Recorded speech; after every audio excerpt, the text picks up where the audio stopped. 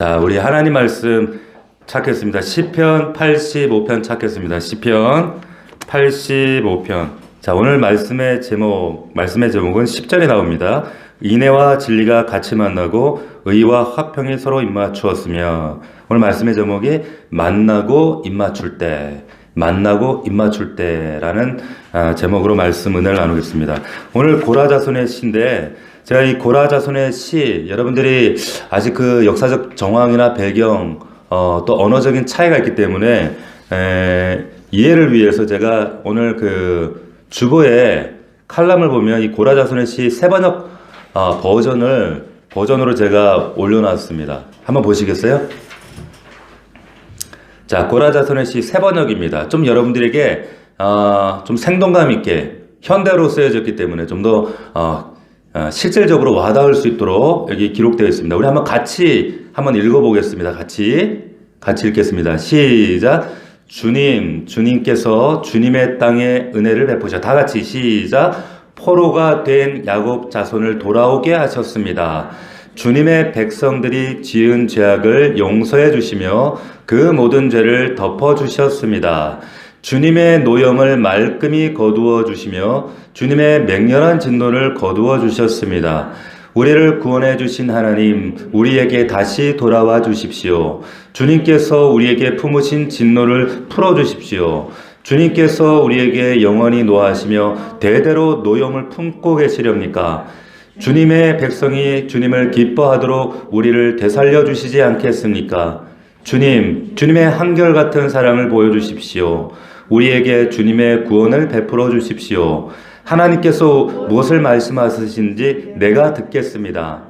주님께서 우리에게 평화를 약속하실 것입니다. 주님께서는 주님의 백성, 주님의 성도들이 망령된 대로 돌아가지 않는다면 진정으로 평화를 주실 것입니다. 참으로 주님의 구원은 주님을 경외하는 사람에게 가까이 있으니 주님의 영광이 우리 땅에 깃들 것입니다. 사랑과 진실이 만나고 정의는 평화와 서로 입을 맞춘다. 진실이 땅에서 돋아나고 정의는 하늘에서 굽어본다. 주님께서 좋은 것을 내려주시니 우리의 땅은 열매를 맺는다. 정의가 주님 앞에서 앞서가며 주님께서 가실 길을 닦을 것이다. 아멘.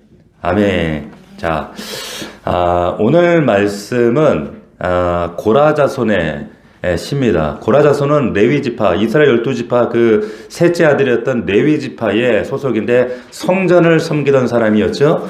그 중에 이 고라자손은 어떤 누군가가 지은 시가 오늘 85편입니다. 그런데 특이하게 과거, 현재, 미래로 이렇게 되어져 있어요. 여러분들 읽으면서 이것이 감으로 이 부분이 현재구나, 과거구나 여러분들이 아셨을 거예요. 자, 그렇게 구성되어 있는 이 부분들, 특별히 1절부터 3절까지가 과거입니다. 과거예요. 어떤 일이 완료되었다라고 하는 것이 나와 있죠. 1절 보시면 돌아오게 하셨다. 그리고 2절에도 보면 덮으셨다. 3절에도 돌이키셨다. 과거형입니다. 그러니까 어떤 공경에 처했을 때 이 신의 삶을 하나님께서 돌봐주셨다, 고쳐주셨다 이렇게 얘기하는 거예요. 완료된 상황이다. 완료된 거예요. 근데 도대체 어떤 일인가 이렇게 1절 자세히 보면 여기에 주의 땅에 은혜를 베푸셔서 야곱의 포로된 자들을 돌아오게 하셨다. 돌아오게 하심. 자, 그 다음 뭐예요? 우리 죄를 사하셨고 백성의 죄를 덮어주셨어. 이렇게 얘기하는 거예요. 그리고 또 분노를 거두셔서 하나님이 진노를 돌이키셨다. 자, 그러니까 이 상황을 이렇게 우리가 정리를 해보면 지금 어떤 한 개인의 얘기를 지금 기술하는 것이 아니라 이게 한 민족의 얘기구나 라는 사실을 우리가 알 수가 있죠. 한 민족이 하나님 앞에 범죄했어요. 범죄해서 벌 받은 겁니다. 벌 받았는데 지금 이 상황을 우리가 어떤 상황으로 이해를 해야 되는가 힌트가 나와 있어요. 여기에 돌아왔다 이런 말을 쓰고 있잖아요. 돌아왔어. 이게 힌트죠. 어디서? 포로로 잡혀갔다가 지금 돌아왔구나, 고국으로 돌아왔구나, 그런 정황을 우리가 알 수 있다라고 하는 거죠. 그래서 이 시편을 연구하는 사람들은 이 85편이 언제 쓰여졌는가? 바벨론 포로로 돌아갔다가 이스라엘 백성들이 돌아왔을 때, 그때 고국 땅으로 돌아왔을 때의 상황이다라고 하는 것을 지금 이 85편의 그 배경으로 설명을 합니다. 그러니까 그래서 주의 땅에 은혜를 베푸셨습니다. 야곱의 포로된 자들을 돌아오게 하셨습니다. 이렇게 얘기를 하고 있는 겁니다. 자, 여기서 돌아오게 하셨다. 3절에서 보면 돌이키셨다. 이라는 표현이 있는데 이 말씀 주체가 누굽니까? 하나님이시잖아요. 그죠? 하나님이 진노로부터 하나님이 돌이키시고 또 우리를 그래서 돌아오게 하셨어요. 성경에 보면 돌아온다. 그리고 우리가 죄에서 돌이켰다. 그리고 하나님이 진노로 돌이키셨다. 우리가 캠페인하고 있는 이 슈브라고 하는 이 중요한 단어. 굉장히 중요한 단어입니다. 왜냐하면 성경에서 끊임없이 인간들에게 외치는데 인간은 끊임없이 거절하는 인간들의 모습들이 성경에 그대로 녹아져 있거든요. 근데 여기 보니까 여기 돌이켜라, 돌아오라, 막 이런 단어들 우리가 이 의미를 한마디로 얘기하면 뭐라고 그래요? 회개라고 얘기하잖아요. 회개. 성경에서 끊임없이 돌아와라, 슈브 얘기하는데 어긋난 길에서 네가 가야 할 길이 아닌데 가고 있는 그 길에서 돌아오라. 이 회개라고 하는 말, 이 회개 두 자로 되어 있습니다. 잘 보세요. 뭐예요? 후회한다는 거예요. 감정적으로 내가 그때 안 그랬어야 되는데 그때 괜히 그랬어, 잘못했어, 후회하고 개자가 뭡니까? 고치는 거예요. 구체적으로 내 삶을 고치는 겁니다. 수정하는 거예요. 그러니까 회개라고 하는 건 뭡니까? 후회라고 하는 감정뿐만 아니라 개라고 하는 삶의 내용이 포함되어 있는 겁니다. 반드시 거기에는 삶이 포함돼요. 회개는. 그런데 이 회개라고 하는 것을 결국 왜 하는가? 앞에도 말했지만 원인은 하나님의 진노 때문이에요. 진노. 하나님의 진노라는 말을 여러분들이 오해하시면 안 됩니다. 이것은 우리의 번역상으로 이걸 하나님이 혈기 부리시는가 보다 그런 의미가 아니라 인간이 범죄했을 때, 인간이 어긋난 길을 갔을 때에 하나님의 거룩이 그 죄와 충돌할 때 나타나는 현상을 그것을 진노라는 표현으로 나타낸 거예요. 하나님 괜히 짜증 부리시나 이런 하나님이 아니라 거룩이 죄와 충돌할 때, 그래서 하나님의 진노. 인간이 범죄했기 때문에 우리에게 임할 수밖에 없는 건 하나님의 진노란 말이에요. 우리는 죄를 짊어지고 있기 때문에. 그런데 이 회개를 통해서 어떤 일이 벌어집니까? 하나님의 진노가 거두어져요. 그래서 인간의 민족의 운명이 달라지는 거예요. 지금 그 얘기를 하고 있는 거예요. 운명이 달라졌다는 거예요. 자, 보세요. 우리가 여러분들 운명이란 것과 여러분들이 말하자면 우리 인생에 숙명이라는 게 있어요. 또 운명이라는 게 있습니다. 다시 말하면 바꿀 수 있는 게 있고 절대 못 바꾸는 게 있어요. 예를 들면은 부모 바꿀 수 없어요. 눈 떠보니까 우리 엄마 아빠가 있는데 엄마 아빠를 우리가 바꿀 수 없단 말이에요. 내 모국을 바꿀 수 없어요. 내 언어를 바꿀 수 없어. 이런 것들은 바꿀 수 없는 것들. 이런 것들을 뭐라고 하는가? 숙명이라고 합니다. 그런데 내가 바꿀 수 있어요. 성경에서 바꿀 수 있는 게 있다라고 얘기해요. 그게 뭐냐? 운명을 바꿀 수 있어요. 하나님이 인간이라고 하는 이 구성 요소 안에 너는 그냥 숙명적으로 그렇게 살아. 기계적으로 하신 것이 아니라 인간 안에는 뭘 두셨는가? 놀라운 하나님의 축복, 자유의지를 주셨습니다. 자유의지를 통해서 선택이라고. 그래서 우리 기독교 가치 중에 이 자유가 굉장히 소중한 거예요. 자유의지와 선택을 주셨기 때문에 내 운명, 내가 숙명적으로 세상 사람들은 나 그렇게 어쩔 수 없어. 이래서 살다 죽어야 돼. 난 어쩔 수 없나 봐. 이런 운명론자가 아니라 숙명론자가 아니라 하나님은 우리에게 주신 그 자유의지를 가지고 기도와 하나님 말씀을 붙들고 최선을 다할 때 운명이 달라져요. 달라질 수 있어요. 아멘입니까? 믿으셔야 돼요. 세상 사람들 그렇게 믿지만 우리 그렇지 않다고 얘기하는 거예요. 그래서 결국에 내 자유의지를 가지고 내가 하나님을 붙들고 나아갈 때 그 운명에 함몰되지 않도록 할 수가 있다. 그래서 내게 주어지는 그 자유의지를 통해서 내가 최선을 다할 때 내게 규정되어진 운명을 약화시킬 수가 있다 이 말이에요. 그러면 세상 사람들은 숙명은 어떻게 해야 돼요? 받아들여야 돼요. 바꿀 수 없는 걸 어떻게 바꿔? 얼굴이 이렇게 생겨먹은 걸 어떻게 바꿔? 얼굴도 요즘 바꾸긴 하더만 참. 고쳐갖고 막. 그리고 막 성도, 남자도 막 여자로 바꾸고 그렇게 바꾸는. 근데 그런 것들에 대한 시도 자체가 사실 하나님에 대한 불경이죠. 바꿀 수 없는 거예요. 근데 운명이라고 하는 것은 우리가 분명히 기독교인들은 믿는 자들은 바꿀 수가 있다. 개척할 수가 있다. 그래서 라인홀드 리버라고 하는 분이 그분의 책에 평정을 구하는 기도에 보면 굉장히 공감되는 이야기를 했습니다. 한번 들어보세요. 하나님, 내가 바꿀 수 있는 것에 대해서는 바꿀 수 있는 용기를 주시고, 바꿀 수 없는 일에 대해서는 받아들일 수 있는 순전한 마음, 그것을 평정한 마음이라고 표현을 했어요. 평정한 마음을 주시고, 또 하나 구하는 게 있습니다. 뭐냐? 그리고 이 둘 사이에, 이 둘이 뭡니까? 운명인가 숙명인가? 이 둘 사이에서 분별할 수 있는 지혜를 주십시오. 이렇게 기도를 하는 거예요. 굉장히 공감 가지 않습니까? 공감 가지 않습니까? 바꿀 수 있는 것조차 안 바꾸면 안 되죠. 나는 그냥 이렇게 살다가 이런 인생인가 봐. 이렇게 살다가 그냥 끝나는가 봐. 이것만큼 억울하고 불쌍한 인생들이 없어요. 바꿀 수 있다는 거예요. 믿음으로, 말씀대로. 그런데 바꿀 수 없는 걸 바꾸려고 원망해봐야 그것은 뭐예요? 아무 소용없어요. 아무 유익이 없어요. 자, 그래서 회개라고 하는 것은 뭐냐? 운명을 바꾼다는 거예요. 운명. 개인의 운명뿐만 아니라 민족의 운명도 바꿔요. 어긋난 길로 가고 있던 이스라엘 민족들 회개할 때에 운명이 바뀌어졌다. 그래서 오늘 1절부터 3절까지 보면 더 중요한 건 이 운명을 바꾼 분이 누구라고 하는 겁니까? 하나님이 바꾸신 거예요. 하나님이. 결국 하나님 바꿔오셨다. 그래서 주의 땅에 은혜를 베풀어서 돌아오게 하신 거예요. 그리고 이어지는 말씀이 백성의 죄를 사하시고 또 죄를 덮어주시고 분노를 거두시고 분노를 돌이키셨어요. 하나님의 진노를 돌이키셨어요.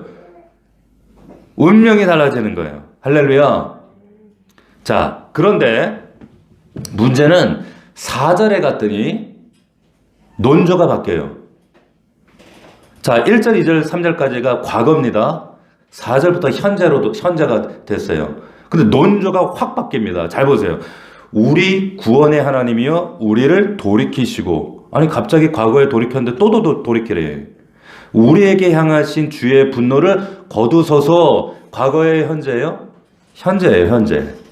갑자기 이미 생애 문제가 다 해결된 것처럼 얘기하다가 그렇게 보였는데 갑자기 또 돌이켜달라 그러고 분노를 걷어달라 그러고, 하나님 우리에게 대한 분노를 품으시겠어요? 하나님답지 않아요? 당신답지 않아요? 막 이렇게 얘기한단 말이에요.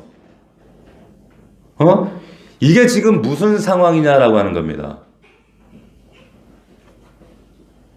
아니 이게 도대체 무슨 상황? 이 시에 당시 시인이 서 있는 삶의 자리가, 삶의 정황이 지금 바벨론 포로에서 돌아왔어요. 하나님의 은혜 돌아왔어. 과거형이에요. 돌아왔어. 그럼 이제 현재 삶은 어때요? 그런데 현재 삶은 어때요? 이미 구원을 받았는데 아직 삶의 자리는 여전히 과거 삶과 똑같다는 거예요. 지금 85편에 이 고라자손이 그 한탄을 하는 거예요. 현재. 왜 현재 삶은 여전히 하나님이 진노하신 것 같은 삶, 현재 삶이 왜 달라지지 않았는가? 하나님이 우리에게 은혜를 베푸셔서 인생 문제 다 해결된 줄 알았는데, 왜 몸은 돌아왔는데 왜 여전히 현실은 이렇게 고단한가? 형편은 과거와 다를 바가 없는가? 이미 구원은 이루어 받았는데 왜 아직 우리의 가정은, 내 영혼은, 내 삶은 아직 이런가? 그러니까 이미와 아직 사이에 이 긴장감이 있는 거예요, 지금. 마치 우리의 구원의 삶의 모습과 정황이 똑같다라고 하는 겁니다. 과거 은혜를 얘기했어. 하나님 여전히 삶이 힘겨워요. 왜 그런 거예요? 질문하고 있는 겁니다. 마치 1940년 우리가 4.15년도에 해방이 됐어요. 정말 민족의 열사들이 나가서 피를 흘리고 독립군이 싸우고 고문을 당하고 막 이런 수많은 희생을 통해서 독립이 됐어요. 근데 사실 그때 당시만 해도 우리나라가 그렇게 빨리 독립할 거라고 예상했던 사람들이 아무도 없었어. 왜냐하면 일본이 청나라도 그 청일전쟁도 이겼잖아요. 막강했거든요. 어마어마하게 힘이. 그래서 이런 제국주의 일본이 무너질 거라고는 생각을 못했습니다. 그런데 갑자기 히로시마 나가사키 원폭이 빵 터지니까 하루아침에 이 사람들이 두 손 딱 들고 항복. 하루아침에 어떻게 해요? 갑작스럽게 해방을 받았습니다. 우리나라가.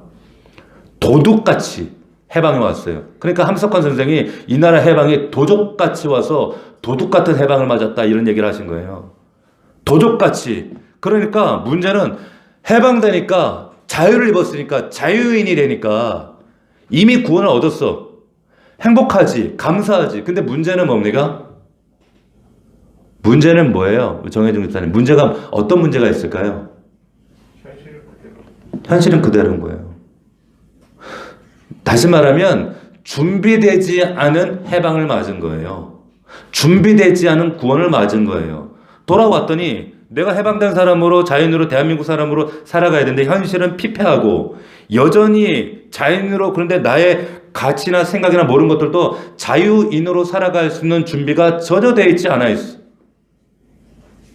마치 내가 구원을 받았는데 이미 구원은 이루어졌는데 내가 구원과 그 자유를 누릴 수 있는 내 안의 영적 가치와 이런 모든 것들이 갖춰지지 않았어. 그러니까 돌아왔는데 불행한 것처럼 여겨지고 고통스럽고 답답하고 삶이 고단한 거예요.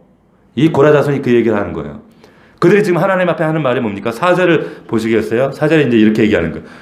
이제 현실로 돌아와서 이제 우리를 돌이켜 주시고 우리를 향하신 분노를 거둬 주십시오. 우리를 향하신 분노가 지금 현실에 보이는데 거둬 주십시오. 영원히 그 분노를 하시겠습니까? 어떻게 영원히 이렇게 하실 수가 있습니까? 그 6절 말씀 우리 다 같이 한번 다시 읽어봅시다. 시작. 주께서 우리를 다시 살리사 주의 백성이 주를 기뻐하도록 하시지 않으시겠습니까? 우리 좀 기쁘게 살게 해주십시오. 이게 뭡니까? 얘기하는 거예요. 여러분, 바벨론 포로 생활하다가 이스라엘 백성이 돌아왔을 때 그 삶의 정황들을 얘기하고 있는 성경이 구약에 보면 학계 스가랴서가 그 상황 정황들을 설명하는 장면들이 등장해요. 거기 학계서 1장 6절에 보면은 이런 말씀이 나옵니다. 말씀 가운데 너희가 많이 뿌릴지라도 거두지 수확이 적고 먹어도 배가 부르지 않고 마셔도 해갈이 되지 않고 열심히 노동하고 열심히 수고하는데 뚫어진 전대같이 밑으로 다 새버린다. 당시 상황이 그랬다는 거예요. 뚫린 전대 같은 삶. 얼마나 허망해요. 얼마나 맥이 빠집니까? 아무리 해도 내 삶에 도무지 아무리 애를 써도 먹은데 배가 안 불어. 아무리 마셔도 해갈이 안 돼. 아무리 죽으라고 노동하고 아무리 열심을 다 했는데 전대에 넣을 때마다 그 밑으로 다 빠져버리는 거예요. 삶이. 얼마나 힘 빠지겠어요. 마치 어쩌면 이 자리에 있는 우리 성도들의 삶의 일부 삶과 같을 수 있어요. 왜 그런가? 삶이 그랬다는 겁니다. 하나님 돌이켜 주십시오. 구원받긴 했지만 여전히 힘겹습니다. 그래서 이 시인이 하나님께 간구하는 내용이 뭡니까? 다시 살려주셔서 이 기뻐할 수 있도록 해주십시오. 다시 기쁘게 좀 살아갈 수 있게 해주십시오. 라고 하는 이야기를 하고 있는 거예요. 자, 기뻐할 수 있게 해주십시오. 제발 이 기뻐할 수 있도록 기쁨을 주십시오. 여러분, 참 우리말이 참 신비하고 보면은 참 오묘한 게 여러분 기쁨이라고 하는 단어를 한번 생각해 보시겠어요? 기쁨. 기가 이게 어떤 의미냐면 기가 뿜어져 나온다는 거 밖으로. 기가 밖으로 활기가 밖으로 뿜어져 나오는 것을 이걸 기쁨이라고 표현했어요. 우리말로. 그런데 기가 밖으로 뿜어져 나오는 건 어떨 때 이게 기가 뿜어져 나와요? 언제 기뻐요?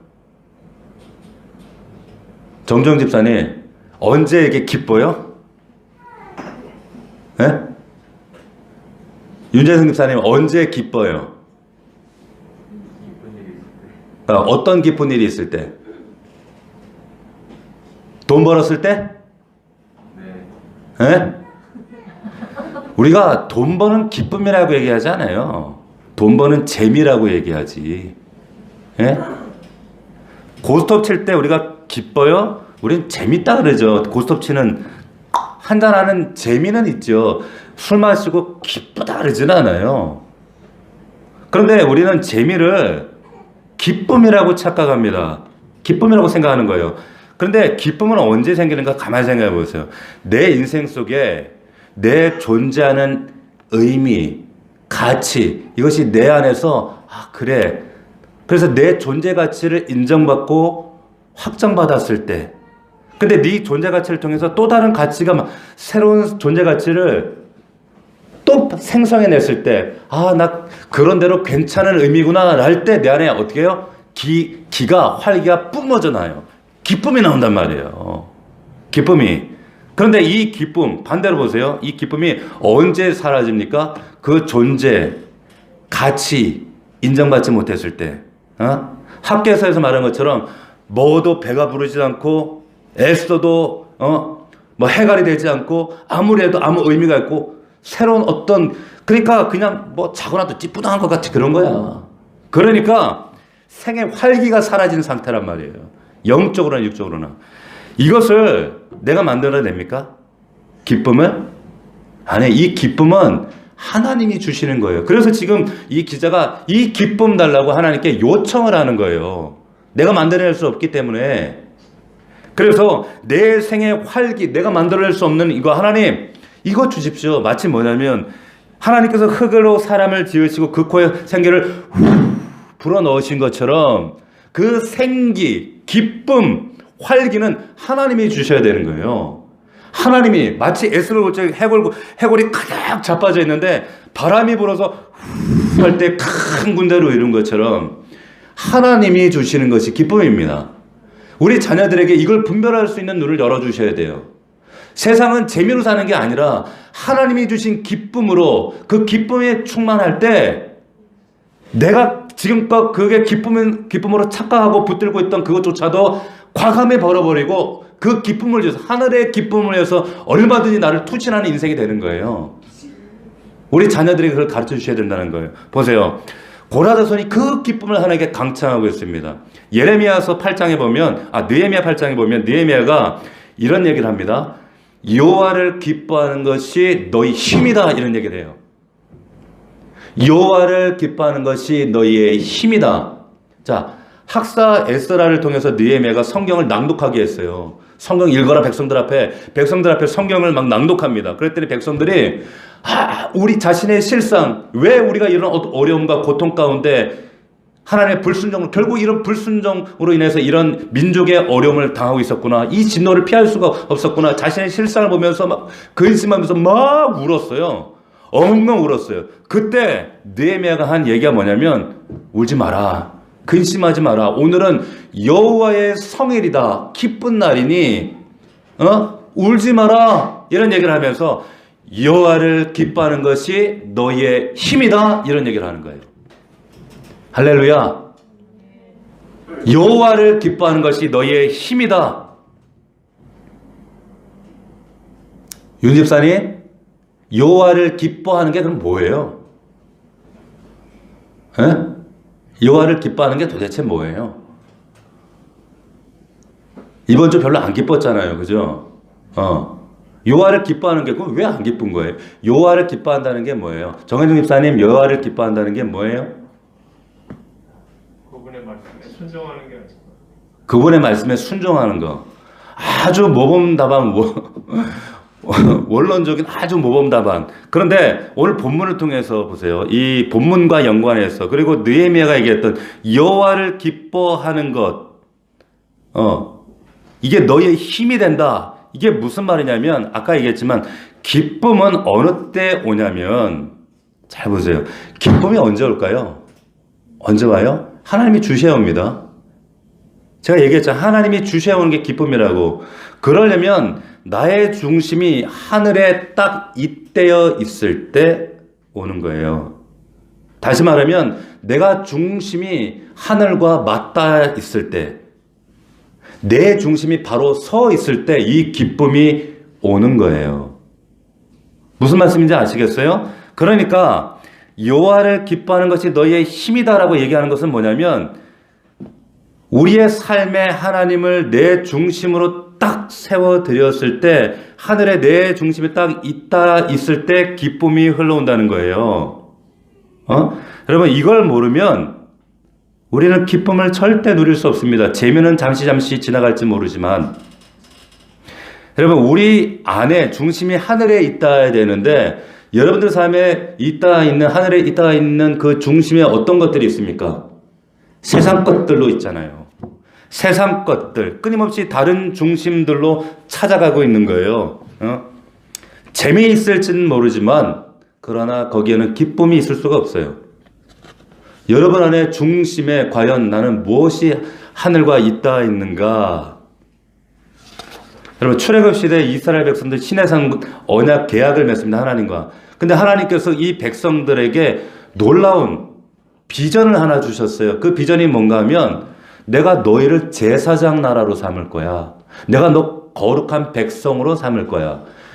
애굽에서 하층민으로 살아가던 그 무지몽매한 백성들에게 갑자기 내가 너를 제사장 나라로 삼는다. 너를 거룩한 백성으로 삼는다. 이런 비전을 주셨어요. 그러니까 어떻게 됩니까? 이 백성들에게 이제는 그 광야 땅에서 딛고 살아가면서 막막한 인생이지만 이제 지향해야 될 삶의 중심이 생긴 거예요. 하늘. 나는 제사장 나라. 나는 거룩한 백성. 하늘과 있다 있는 이 중심을 하나님과 지향하고 살아가게 될 때 이제는 어떤 것이 와도 흔들리지 않게 되는 거예요. 그것이 있다 그랬을 때. 근데 그것이 흔들릴 때마다 어떻게 해요? 계속 헛하는 것을 붙듭니다. 금송아지를 붙들게 되는 거예요. 삶의 중심을 얘기하는 거예요. 여호와를 기뻐한다는 것은 여러분의 내면의 중심을 하나님으로 삼는 거예요. 그럴 때만 그게 하늘에 있다 했을 때만 이게 기쁨이 내 안에 끊임없이 하나님 허락해 주시는 거예요. 우리가 1:1 양육할 때 여러분들이 그 보았던 그림, 너무나 잘 알고 있는 그림 보세요. 주 예수를 믿고 받아들인다라고 하는 것은 우리 그 CCC 내비게이터 그림에도 잘 나와 있잖아요. 거기에 예수가 내 삶의 영역으로 들어오셨어. 내 삶의 영역에 전에는 자라고 하는 자가 딱 버티고 있어요. 예수는 밖에 있었어. 믿는 순간 그분이 내 안에 들어오셨어요. 그런데 그 그림 안에 여러분들 기억나시죠? 내 자라는 그 그림 안에는 뭐가 또 있습니까? 어떤 그림이 있었어요? 의자가 하나 있었잖아요. 보좌가 있는데 그 보좌에 불신자 때나 내가 그 주님을 맞아들어도 여전히 그 보좌에 누가 앉아 있어요? 자아가 앉아 있는 사람이 있어요. 제자 훈련을 왜 했습니까? 이 보좌를 예수 그리스도께 이 자리를 내어드리는 거예요. 이양해드리는 거예요. 주 예수를 믿으라. 우리 구세주, 죄를 담당하셔 그분을 믿지만 우리가 또 하나 믿는다는 것은 그분을 내 인생의 주인으로 믿는다라고 하는 거예요. 이게 내 삶의 중심이죠. 그런데 이게 안 되는 거예요. 자, 교회에 보면 우리 좀 냉철한 우리 실상 얘기를 합시다. 교회 안에 보면 제가 목회를 30년 가까이 하면서 교회 안에 수많은 성도들을 상대하면서 보니까 성도들은 그 신자들이 세 부류가 있습니다. 첫 번째 어떤 신자들이 있는가? 산자들이 있습니다. 살아있는 자. 어떤 자들이라고요? 산자. 그러니까 거듭났어요. 영적으로 살아났어요. 그러니까 지금 이제 말 그대로 거듭나고 살아났기 때문에 생명력 있고 생명의 영향력을 미치고 생명적 기능을 하는 산자가 있습니다. 산자. 근데 교회 안에 산자만 있는 게 아니죠. 어떤 사람이 있어요? 죽은 자도 있습니다. 죽은 자 있어요. 저는 많이 봤습니다. 죽은 자 교회 안에 있긴 하지만 거듭남이 없었어요. 거듭나 보진 못했어요. 그냥 종교인이에요. 처치 멤버예요. 거듭나지 못한 종교인으로 그냥 처치 멤버로 살아가는 죽은 자 있습니다. 전 많이 봤어요. 죄송한 얘기지만 교회 안에 많습니다. 세 번째 어떤 사람? 사실은 한국교회가 제일 기도해야 될 사람들은 세 번째입니다. 그리고 우리 교회가 가장 제가 애타게 기도하는 부분도 이 부분에 뭐예요? 어떤 자들? 잠든 자예요. 잠자는 자. 에베소서 5장 14를 보면 분명히 에베소 교회 안에 잠자는 자가 있다 그랬어요. 잠든 자. 이런 사람들은 뭐라고 하냐면 영적 가사 상태에 있는 자들이에요. 영적 가사 상태. 그러니까 마치 중환자실에 사람이 누워있어요. 중환자실에 가사 상태로. 근데 죽은 거예요? 죽은 건 아니야. 살아있단 말이에요. 거듭났어요. 살아있는데 이 사람 영적 가사 상태로 누워 있는 거예요. 그런데 생명적 기능과 생명적 삶은 전혀 하지 못하는 영적 가사 상태에 있는 자들 있단 말이에요. 이건 우리 엄연한 현실입니다. 교회가 정말 기도해야 될 부분들은 이 부분들이죠. 그런데 보세요. 왜 영적 가사 상태에 있는 이런 사람들이 교회 안에 많은가? 왜 그럴까요? 왜 그럴까요? 그 중심이 하나님과 있다 있지 않아서 그래요. 좀 더 구체적으로 얘기하면 말씀을 듣는데 말씀을 관념으로 참 오늘 목사님 참 괜찮은 예화 참 재밌네. 좋은 얘기네. 관념으로 듣는데 이것이 삶의 자리로 고침의 자리까지 나아가지 못해요. 듣는 것으로 끝나고 일주일 동안 148시간은 또 내 삶을 살아요. 구체적인 삶의 내용이 없어요. 순종은 있으나 삶의 내용이 없는 거예요. 자, 관념화된 종교가 되는 거예요. 주를 사랑해요? 사랑하는 게 아니라 주를 사랑하는 대상이 아니라 사용하는 대상이 되는 거예요, 그러면. 이런 시간들이 그냥 그런 수준으로 계속 머물고 관념화된 신앙으로 계속 지속되고 순종은 없는 삶으로 지속되죠. 영적 가사 상태로 빠집니다. 가사 상태가 되는 거예요. 내 중심을 들이셔야 돼요. 보세요. 여호와를 기뻐한다는 것은 여호와를 내 삶의 중심으로 맞아들여서 내가 앉아있던 내 자아가 차지하고 있던 그 보좌를 주님께 내어드리는 거예요. 할렐루야. 이걸 위해서 우리가 제자 훈련하는 것이고 이를 위해서 여러분들에게 말씀으로 여러분들을 체근하고 권면하는 거예요. 자, 6절 보세요. 하나님 기쁨을 회복하도록 해주십시오. 7절 주의 인자하심을 우리에게 보여주시고 구원을 우리에게 주십시오. 그러면서 이 현실의 상황들을 얘기하는 거예요. 그런데 갑자기 보세요. 이제 또 반전 논조가 달라집니다. 8절 보세요. 갑자기 내가 하나님 여호와께서 내가 등장합니다. 내가 보세요. 지금 그동안에 여러분 지금 주어가 누구였어요? 아니죠. 여기 이 주어가 우리였잖아. 이 민족의 과거 현재까지 왔고 우리였단 말이에요. 우리. 그런데 갑자기 내가로 바뀌었어. 내가 왜 갑자기 내가로 바뀔까요?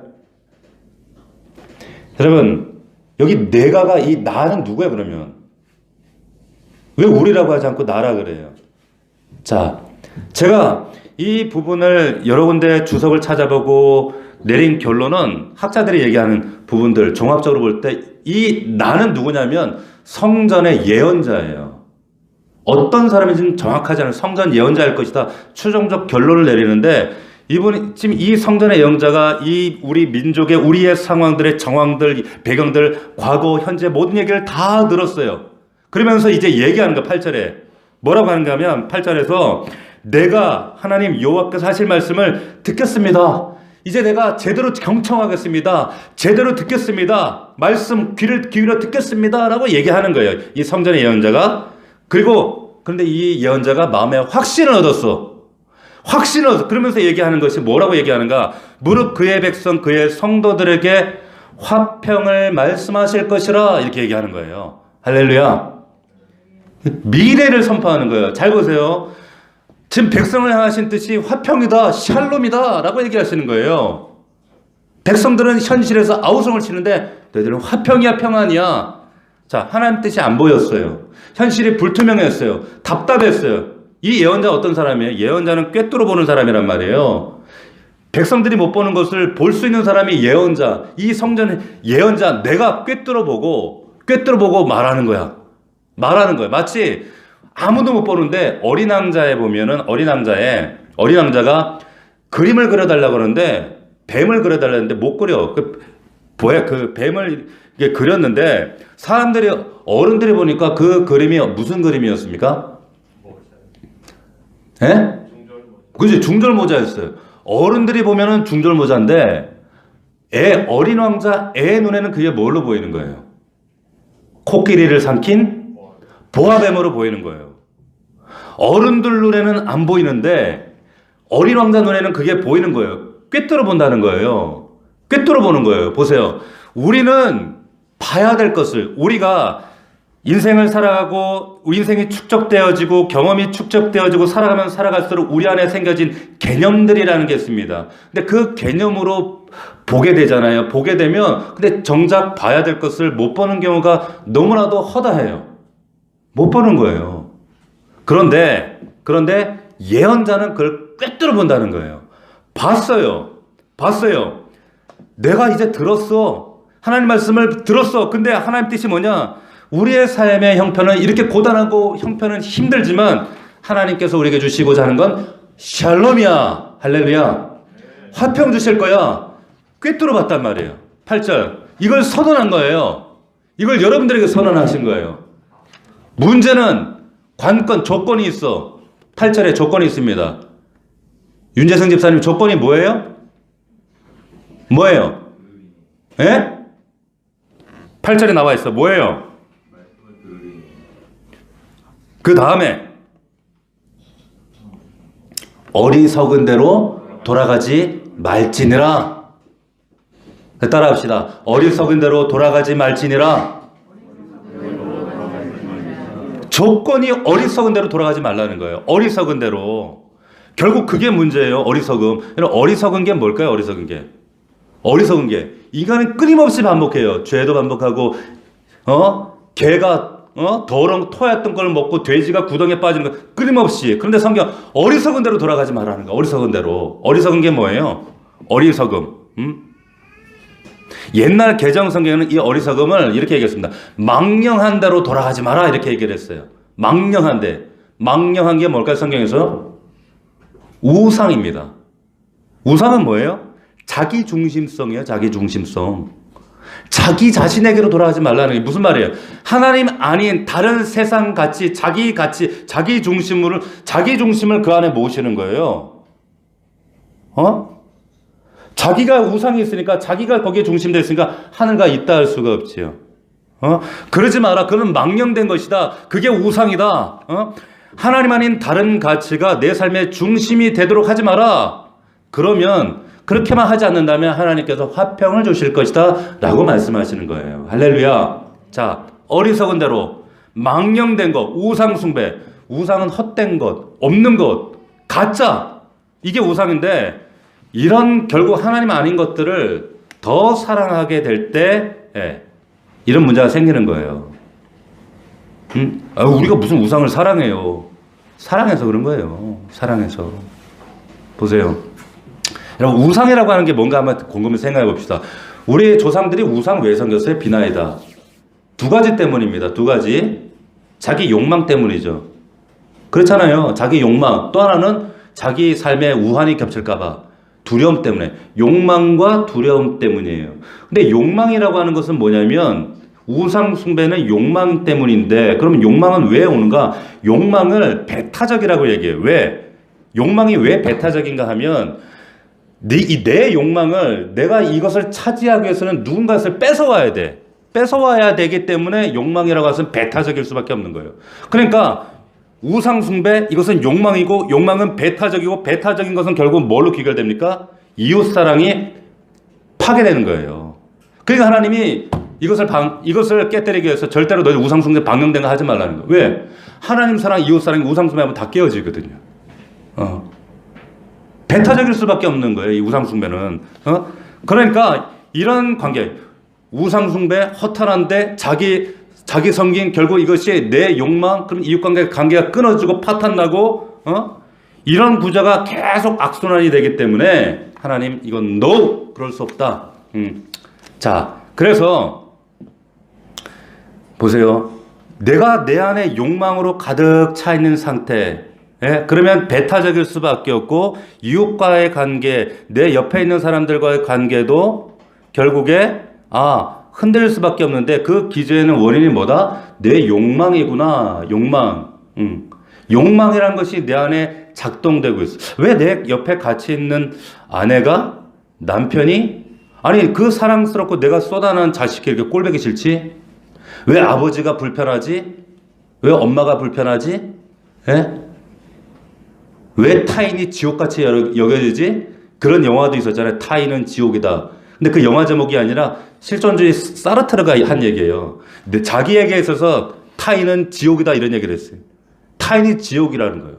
얼마나 상대방 실존이라는 대상이 얼마나 이게 징글징글했으면 지옥이다라고요. 근데 왜 그럴까요?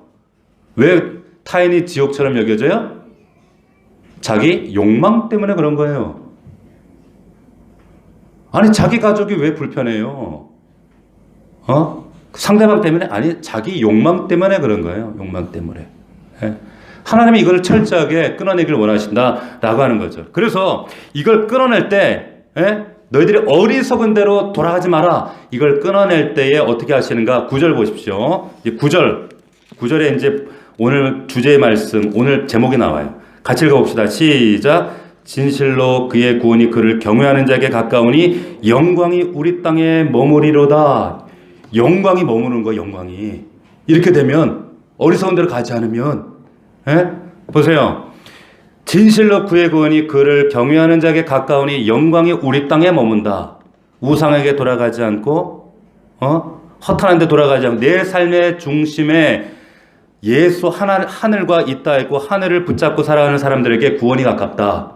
그리고 그 다음에 영광이 땅에 머문다. 여러분의 가정이 머물고 여러분의 일터와 삶 속에 머문다. 영광이 머물면 어떤 일이 일어납니까? 어떤 일이 일어날까요? 영광.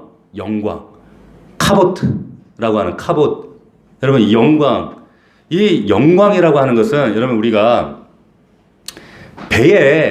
배가 이게 흔들리지 않도록 세월호가 사실 그 뒤집어진 게 그 왜 그런가 하면 그 배 안에 균형을 잡아주는 균형수라는 게 있습니다.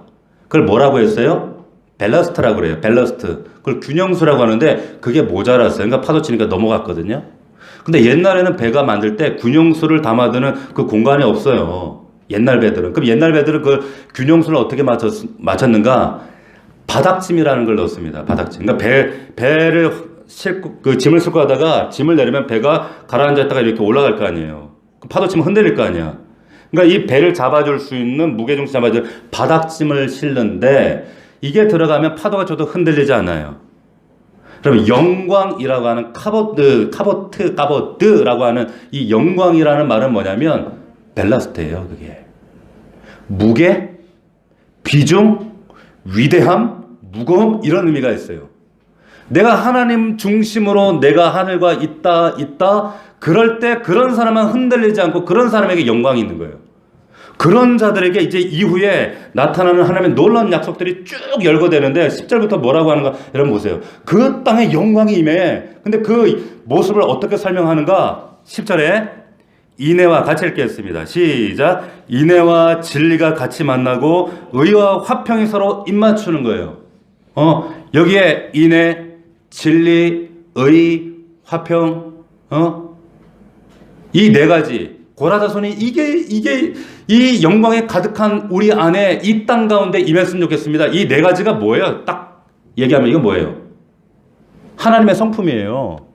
하나님의 나라의 가치관이자 정말 이 땅에 이것이 이루어져야 될 하나님의 성품 가치관이란 말이에요. 이태원에 왜 그런 끔찍한 사고가 났습니까? 이 인애와 진리와 의와 화평이 있었더라면 절대 일어날 수 없었던 일을 우리는 만나는 거예요. 이 인애와 정말 진리와 의와 샬롬, 이 가치가 이 땅 가운데 여러분의 가정과 여러분의 삶 가운데 충만하게 이루어지기를 주의 이름으로 축원합니다. 근데 이게 서로 만난다는 거예요. 만나고 인애와 진리가 만나고 의와 화평이 키스를 하는 거예요. 만나는 거예요. 이게 뭐예요? 어떤 세상이겠어요? 이게 천국인 거예요. 이게 우리가 이 땅에 구현하도록 기여도해야 될 이 땅의 모습이라는 거예요. 근데 그 다음 절 보면 11절 보면 더 기가 막혀. 천국의 모습이 더 선명하게 보세요. 진리는 땅에서 솟아나고 의는 하늘에서 굽어본다는 거예요. 진리가 솟아나고 의가 하늘에서 내려와. 이게 무슨 말이냐? 보세요. 우리 말씀에 보면 다림줄 환상이 있어요. 그죠? 거기 보면 다림줄을 하나님께서 다리시는데 다림줄이 이런 거예요. 건축을 할 때 다림줄이 이렇게 다림줄 먼저 아시죠? 다림줄이 이렇게 내려오면 줄이 있고 앞에 다림추가 삼각형으로 되어 있어요. 그래서 이 줄을 가지고 똑바로 내려서 아래로 벽돌을 한 장 한 장 쌓아 올려 반듯하게 올라가는 거예요. 의는 뭡니까? 다림줄이에요. 하늘에서 다림줄이 내려와서 의, 거기에 맡아서 이 땅에서 진리가 하나하나 말씀대로 진리대로 쌓아 올라갈 때, 그럴 때 하나님 나라, 지금 그 그림을 설명하는 거예요. 천국의 모습이에요. 우리 사회가, 이 나라가, 이 민족이, 여러분들 가정과 삶이 정말 구현내도록 기도해야 될 모습들이 바로 이런 모습인 거예요. 그래서 진리가 하나하나 하늘로 올라가고 의가, 하나님의 의가 이 땅에 하감하는, 그래서 이것을 만나는 이런 모습, 놀라운 이런 모습이 될 때 12절 보십시오. 12절 같이 읽겠습니다. 시작. 여호와께서 좋은 것을 주시리니 우리 땅이 그 산물을 땅의 산물을 좋은 것을 내는 거예요. 좋은 것을. 좋은 것을. 보세요. 인간이 이런 삶을 선택했더니 결국에 뭐가 회복되냐면, 여러분들의 가정과 삶과 심지어는 자연까지 회복된다는 거예요. 자연까지도. 이런 역사. 반대로 생각해보면, 그럼 왜 우리의 삶 가운데 여전히 이렇게 과거나 혹은 이 현실에 4, 5, 6, 7절에 머물러 있는가? 우리가 자문해보면 되는 거예요. 요 그대로만 우리가 회복해보면 되는 거예요. 인간이 죄 때문에 에덴에 쫓겨났을 때 보세요. 죄 때문에 쫓겨나니까 하나님 원래는 에덴에 너의 열매, 채소 다 내라. 말씀대로 열매를 내고 채소가, 에덴에 열매와 채소를 냈습니다. 근데 죄를 딱 짓는 순간에 쫓겨난 다음에 그 땅에서 뭘 냈어요? 에덴이? 뭘 냈습니까? 가시덤불하고 엉겅퀴를 내는 거예요. 인간의 욕망, 인간의 죄가 들어오면 결국 땅도 황폐해요. 우리가 지금 현실에 보잖아요. 인간의 욕망 때문에, 죄 때문에 이 땅이 얼마나 산과 바다, 강이 황폐하고 있어요. 저는 독일이 참 위대한 게, 독일이라는 나라가, 우리나라가 하지 않는 교육 세 가지를 합니다. 첫 번째, 자기 자신과의 관계. 그래서 성교육을 하는 거예요. 철저하게 성교육을 해요. 두 번째 하는 교육이 타자와의 관계를 가르쳐요. 세 번째, 자연과의 환경 교육. 자연과의 관계를 가르쳐요. 철저하게 성경적 교육을 하는 나라가 바로 독일이라는 나라예요. 정말 저는, 우리나라 정말 교육이 바뀌어지지 않으면 우리나라 이태원 같은 저런 정말 비참한 사건들이 계속 역사적으로 반복될 수밖에 없습니다. 그럴 수밖에 없어요. 보세요. 인간의 욕심부리기 때문에 모든 게 황폐해지는 거예요. 죄 때문에 우리의 삶에 자연뿐만 아니라 우리의 일상도 황폐해지는 거예요. 결국에 여러분들의 삶이 이렇게 되지 않으려면 어떻게 해요? 어리석은 대로 돌아가면 안 돼. 어리석은 대로. 자, 이런 세상, 의가 하감하고 진리가 솟아오르는 이런 세상이 되면 13절 같이 읽어볼까요? 시작. 의가 주의 앞에 앞서가며 주의 길을 닦으리로다. 할렐루야. 세 번역으로 읽으면 이렇게 되어 있습니다. 정의가 주의 앞에 앞서가며 주님께서 가실 길을 닦으리로다. 할렐루야. 할렐루야. 이런 은혜가 여러분들의 가정과 삶 속에, 일터 속에, 정말 영혼 속에 진짜 간증이 될 수 있기를 간절히 주의 이름으로 축원합니다. 축원합니다. 여러분, 이걸 위해 기도하셔야 돼요. 말씀 맺겠습니다. 여러분, 이 말씀 여러분 돌아가서 또 읽고 또 읽고, 나는 지금 과거와 현재와 미래 어디에서 지금 하나님 앞에 서 있는가? 여러분 돌아보셔야 돼요. 하나님께서 우리에게 너무나도 자세한 이 말씀을, 안내서를, 가이드북을 주셨는데 우리가 왜 기쁨을 잃어버려요? 왜 어리석은 대로 돌아가요? 왜 옛날로 돌아갑니까? 오늘 말씀을 통해 다시 한번 이 놀라운 85편, 이 고라자선의 고백이 우리의 예언적 선포와 우리의 간증이 될 수 있기를 주의 이름으로 축복합니다. 아멘. 우리 기도하겠습니다. 우리 1분간만 하나님 이 말씀대로 우리의 위치를 돌아보게 하시고 회복하게 하옵소서. 하나님 돌아보게 하시고 우리 가정과 우리의 일터와 삶을 하나님 회복시켜 주십시오. 하나님 역사하여 주옵소서. 우리 함께 1분간만 기도로 하나님 앞에 나아가겠습니다. 살아계신 아버지 하나님 감사합니다. 주님, 이 시편의 말씀은 이 고라자손의 고백, 아버지 하나님 이 말씀 가운데 우리는 어디에 서 있습니까? 다시 한번 이 말씀을 통해 회복되어지길 원합니다. 아버지 내게 은혜를 베푸셔서, 아버지 내 영혼이 주를 우러보니 주여 내 영혼을 기쁘게 하소서. 하나님께 살아가신 이 기쁨이 회복되게 하여 주시옵시고, 아버지 하나님 내 삶 속에 허탄한 것을 붙들고 내 중심이 하늘과 이 땅에 있는 것이 아니라 여전히 그 내 영혼의 보좌에 내 자아가 차지하고 있고 내 주재권을 내가 좌지우지하고 있지 아니합니까? 아버지의 욕망이라는 것이 내 자아를 사로잡고 내 뜻대로 내 생각대로 아버지 하나님 살고자 하는 우리의 어리석은 아버지 하나님 이 망령된 행실을 주님 회개합니다. 아버지 하나님 용서하여 주시옵시고 망령된 데에서 돌이키게 하시고 어리석은 대로 아버지 가지 아니하도록 하나님 우리를 붙드시고 함께하여 주시옵소서. 하나님 내가 하나님 여호와께서 하실 말씀을 들으리니 무릇 그의 백성 그의 성도들에게 화평을 말씀하실 것이라. 그들은 다시 어리석은 대로 돌아가지 말지로다. 아버지 하나님 그의 구원이 그를 경외하는 자에게 가까우니 영광이 우리 땅에 우리 가정에 우리의 일터에 머무르리이다. 인애와 진리가 같이 만나고 의와 화평이 서로 임하치며 진리는 땅에서 솟아나고 의는 하늘에서 구워 보는도다. 하나님 여호와께서 좋은 것을 우리에게 주시리니 우리 땅에 그 산물을 내리로다. 이 간증과 고백 우리가 할 아버지 우리의 삶 속에 믿음으로 고백하며 간증하는 우리 사랑하는 우리 넘치는 교회 사랑하는 가족들 되게 하옵소서. 아버지 하나님 말씀에 있는 주의 종의 사람의 말로 받지 아니하고 살아계신 주의 말씀으로 받는 자들 되게 하셔서 이 말씀 붙잡고 하나님 나라 백성으로 아버지의 이 기쁨과 복락을 누리는 자들 되어줄 수 있도록 아버지여 은혜와 축복을 다하여 주옵소서. 함께하여 주시옵소서. 온라인으로 예배하는 우리 사랑하는 성도들에게 이 은혜가 임할 수 있도록 하나님 역사하여 주시옵소서. 함께하여 주옵소서.